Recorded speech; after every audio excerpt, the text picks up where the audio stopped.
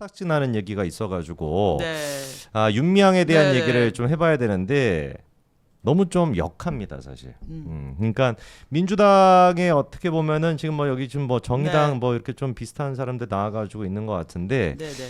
윤미향이가 이번에 다른 게 아니고 탈북민 북송하지 말라라고 하는 결의안 253명. 그러니까 이건 누구나가 다 동의를 해야 되는 건데 그렇죠. 거기에 기권 의사를 표현한 7명 중에 한 사람이 음. 윤미향이라는 겁니다. 너무 황당하지 않습니까? 고래는 보호해도 탈북민은 보호하지 않겠다는 저 그러니까 미친 것 굳은 의지? 같아요. 예, 사람이 먼저가 아니라 고래가 먼저인지. 아니 윤미향 같은 경우는 지난번에도 저기 남편 김삼석이랑 해가지고 뭐 좀 논란이 있지 않았나요? 과거에도 뭐 많이. 남편 그 어. 집안이 네. 남편 시누이 윤미향 다 간첩이에요. 아 그래요? 네네네네. 간첩 집안이네. 네네. 오. 너무 웃기지 않아요? 집안이 다 간첩인데 딸이 미국 가 있어. 난 정말 그 집안의 이 참을 수 없는 존재의 모습을 어떻게 해야 할까? 딸은 미국에서 너무 가볍다 진짜. 피아노를 전공하고 있고 어. 남편이랑 그 시누이가 김삼석이 남매 간첩단 사건에 그렇죠. 연루가 네. 됐는데 그게 그 간첩단 사건이 없었던 게 아니고 네. 수사 과정 속에서 불법이 좀 있었어요. 아 무죄가 나왔던 게 그러면은 간첩 다 그런 사건이 거예요. 없었다는 게 옛날 아니라 모든 간첩 사건은 다 무죄가 났다 재심에서. 그럼 100% 수사 과정 혹은 고문 이것 때문에 아. 무죄가 나는 거지. 그래서 제가 그 김건희 여사 그 이번에 그 가방 있잖아요. 다 떠나서 취재 과정에서 불법성이라면 얘네식의 논리라면 이건 무죄인 거예요. 받았던 안 받았던 간에. 그러네요 진짜. 예, 똑같은 거예요. 이 자기네는 막 우리는 다 무죄라고 그래놓고 뭐 우리는 수사 과정에 있으니까 무죄 그래놓고 김건희 여사는 취재 과정 이렇더라도 어쨌든 받았잖아 이러는 건 말이 안 되는 거예요. 완전 말이 안 되는 예. 내로남불이죠. 근데 이거 되게 중요한 포인트네요. 그러니까 재심 같은 거 해가지고 소나기님 감사합니다. 감사합니다. 열혈 투사라고 또 그 재심 같은 거 해가지고 무죄 나오면은 뭐 한겨레 경향 다 신문 기사 쓰는 게 이것 봐봐라 예, 간첩 무죄라고. 아니었던 거다 간첩이라고 부르면 안 된다라고 하는데 간첩 일이 있기는 이때 수사 과정에서 불법이 예, 있기 때문에 예, 재심에서 예, 무죄가 예, 나왔단 예. 말씀이신 네, 거네요. 네. 오. 그러니까 옛날에는 우리나라가 지금처럼 이렇게 수사 시스템이 완전히 잘 갖춰져 있거나 과학 수사나 이런 게 없었잖아요. 그렇죠. 증언을 그러니까 많이 사실은 하고 과거로 가면 갈수록 고문은 많아요. 그렇죠. 왜냐하면 증거라는 게 무슨 지문을 뭐 해보겠어요, 유전자 검사를 해보겠어요, 그게 안 되니까 사실 자백밖에 증거가 없었던 시절이 있었잖아요. 그렇죠. 그러니까 그때는 아무래도 이제 인간에 대한 고문이나 어떤 압박이 훨씬 심했겠죠. 지금은 워낙 이제 과학 수사가 잘 돼 있으니까 네. 그런 게 많이 사라진 거니까 과거 사진을 다 갖고 오면은 조선 시대로 돌아가잖아, 다 무죄야. 그렇죠. 다 고신을 했잖아. 그렇게 따지게 되면은. 그러니까요. 근데 이게 지금 윤미향 문제 같은 경우는 아까 제가 역하다라고 표현한 게 아니 너무 대놓고 이런 행동을 한다라는 것 자체가 이 누가 보든지 간에 북한이 이런 네, 거밖에 안 되는 네, 거잖아요. 네. 이거 어떻게 기권하겠습니까? 그러니까요. 탈북민들을 북송하게 되면 어떤 결과가 나올지가 뻔하잖아요. 맞습니다. 탈북한 사람들이 북한에 들어와가지고 야 이거 뭐 금이 환영했다 환영합니다 이러겠냐고요. 당연히 뭐 아우지 탄광 같은데 보낼 텐데. 저는 네. 아우지탕 그 제가 이제 탈북민 북송된 사람들 얘기를 이제 탈북하다가 북송됐다가 다시 탈북한 분들이 있어요.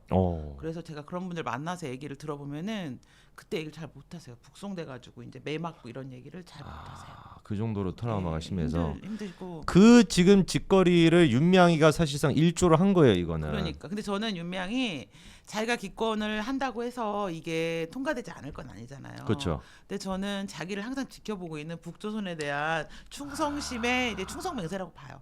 맞네. 보셨죠? 저는 이런 와중에도 이런 검찰 독재에서도 당신에 대한 순결한 나의 마음을 지켰다. 나는 이런 마음으로 했다고 봐. 아니 저희 생각해 보면은 253명이 찬성했으니까 민주당 안에 들어가 있는 주사파라고 그럼요. 분류되는 사람들 대부분도 다 사실 찬성한 거죠. 이 부분에 대해서는 찬성을 네. 한 건데 그런데 끝까지 7명에 지금 들어가 있는 네. 또 다른 인간이 그 진보당 계잖아요. 강성희. 네. 네. 여기도 사실상 뭐 간첩 비스무리한 사람들이라고 봐야 강성현 되는데. 근데 노골적으로 어. 진보당 자체가 친북이잖아요, 그냥. 그렇죠. 여기가 거기 통합진보당 그 후신 아닌가요? 맞습니다. 지들은 또 후신 아니라 하던데. 아니 통합진보당이 쪼개졌잖아요. 네. 그래서 이제 통합진보당의 전장현이 이제 대표적인 케이스인데 네. 전장현이 주사파를 반대하면서 나갔어요, 조직을. 오. 전장현은 그 주사파가 아니에요. 오. PD예요, PD. 네네네. 전장현이 이제 이 종북주의에 반대하면서 나갔고 네. 그때 이제 그 남은 애들이 그럼 통진당 해산되고 난 다음에 두 부류가 남은 거예요. 그 제가 항상 말씀드린 인천, 울산 경기동부가 경기동부 있잖아요. 연합. 근데 네. 인천 울산은 정의당으로 갔고 아. 정의당을 먹었고 그 이제 네네. 분차전의 약속을 지키러 갔고 네네네. 경기동부가 남아 잔류 세력이 남아서 만든 게 통합진보당. 아니 저기 진보당 지금의 진보당. 예. 그럼 통합진보당이 정의당으로 일단 쪼개지고 그렇죠. 그리고 지금의 이제 진보당으로 된 거죠. 네. 그러니까 진보당은 사실 보면은 그냥 NL 계열 주사파라고 봐야 되는 거 아닌가요? 진보당이 제일 진하죠. 그렇죠. 예. 근데 이런 인간이 여러분들 아시는 것처럼 지난번에 재보궐선거에서 국회의원이 됐다는 거. 저는 진보당 당사 털면은 이만큼 나온다고 봅니다. 저는 그래서 민주노총 위원장이 경기동부 출신이 됐잖아요, 양경수. 네네네. 근데 작년에 왜 간첩 때문에 이제 민주노총 그 들어갔잖아요. 네네네. 그때 이제 조직국장 자리만 털었잖아. 내가 저 위원장 털면 이만큼 나올 걸 아마 모르긴 모르겠다. 저 컴퓨터에 내다 북한 찬양만 들어있을 걸 그랬어요. 아 진짜 그럴 것 같아요. 한두 번이 아니니까 이게 그러니까요. 지금. 예. 그래서 아까 저기 김윤지 대표님 얘기해 주신 것처럼 민주당 내부에 있는 아직까지도 주사파를 꿈꾸고 있는 그 인간들조차도 그렇죠. 이 지금 탈북민 북소 문제에 대해서는 에이 내가 그래도 여기다 이름을 남길 수는 없지 해서 찬성을 했는데 이 7명 같은 경우는 당연히 이게 네. 통과가 안 될 거라는 생각을 안 했겠지만 네네. 끝까지 누군가한테 충성을 지키기 위해서 이름을 남겼다라고밖에 볼 수가 없는 저는 거죠. 그렇게 봐요. 윤미향 같은 경우는 특히 남에서도 버려주고 북에서도 버려주면 어떡해. DMZ에서 살 수는 없잖아. 그러니까 자기 마음의 조국에 저는 여전히 수령님의 소중한 딸입니다. 이걸 알려주고 싶었겠지. 오늘 이렇게 딱 정리가 돼. 류삼영이는 홍콩으로 가면 되고 갈 때 남곡에 같이 내리고 가고 그다음에 윤미향이는 저기 DMZ로 가고 DMZ에서 뭐 지뢰 같은 거 제거하면서 사는 게 그게 이제 제일 맞는 거 아닌가. 그렇게 지뢰제가 너무 기발한데? 네, 그렇게 정리가 고란이랑 될 것 같이. 같습니다. 네, 그렇게 정리를 네, 하도록 네, 하죠. 네, 윤미향은 거기가 자기 네. 고향으로 가면 될 것 네, 같습니다. 네. 그리고 제가 네. 서민 교수님 빨당에서 얘기해줬는데 서민 네. 교수님 빨당 할 때 민경호 대표님이 얘기해준 건데 조청년 행사를 갔잖아요. 네. 근데 민경호 대표님은 이제 그런 쪽으로 워낙 또 조청년 내 소식 그 직통 라인이잖아요. 민경호 대표님이 오. 사실 북한의 모든 지령은 조청년을 통해서 내려오거나 범민련의 그 해외 본부, 그러니까 네네. 그 베를린에 있는 범민련 해외 본부를 통해 내려오거나 뭐 영화 같다. 딱 두 라인이 제일 이제 그 공식 라인이거든요. 조총련과 범민련. 네, 근데 이제 비공식 라인을 뚫어갖고 따로 전화하는 애들이 생겨갖고 걔네를 우리가 비선 분파라고 불러요. 비선 분파. 그 비선 분파 애들이 나중에 한총련을 장악한 윤기진 같은 애들인데, 그러니까 이제 베를린 아니면 조총 일본이야. 네. 베를린이 나중에 먹혀 비선 분파한테. 그러니까 일본 조총련 라인이 공식 지령이 내려올 라인이에요. 윤명이 그러면 그 행사 갔던 조총련이 그 정도 급의 그 정도 단체예요? 그러니까 무슨 뭐 장경태가 무슨 공화당 민주당 하는 거는 걔는 뭣도 모르는 그냥 걔는 진짜 많이 떨어져. 걔는 국회의원 하면 안 돼. 저 정도 생각을 가지고. 아니 아무래도 경태야 왜 이렇게 떨어지니? 나는 진짜 빵 터졌다니까. 이거 무슨 얘기야. 막 그잖아.